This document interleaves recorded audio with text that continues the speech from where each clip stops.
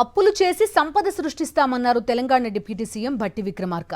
సంపద ద్వారా సంక్షేమ పథకాలు అమలు చేస్తామని చెప్పారు ఆయన. మహిళా సంఘాలకు 5 ఏళ్లలో లక్షల కోట్ల వడ్డీ లేని రుణాలిస్తామన్నారు. రైతు రుణమాఫీకి తమ ప్రభుత్వం కట్టుబడి ఉందని స్పష్టం చేశారు deputy CM Bhatti Vikramarka. Fully committed towards the waiving of the crop loans.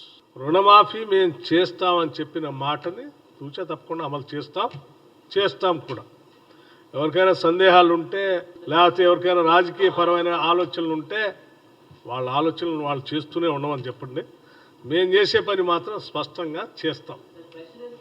The way Rythu Bandhu ఏరు అని ప్రచారం చేస్తే ఏది చూపించాం. అట్లాగే రుణమాఫీ కూడా మీ ఆలోచనలు మీకు ఉండొచ్చు. మీరు ₹1,00,000 రుణమాఫీ చేస్తా అని చెప్పి 5 ఏళ్ళు చేయకుండా తాత్సారం చేసి మీలాగనే మిగతా పార్టీలు కూడా ఉంటాయని మీరు ఊహించుకుంటుండొచ్చు. కానీ మేము అలా ఉన్నాం, చేస్తాం.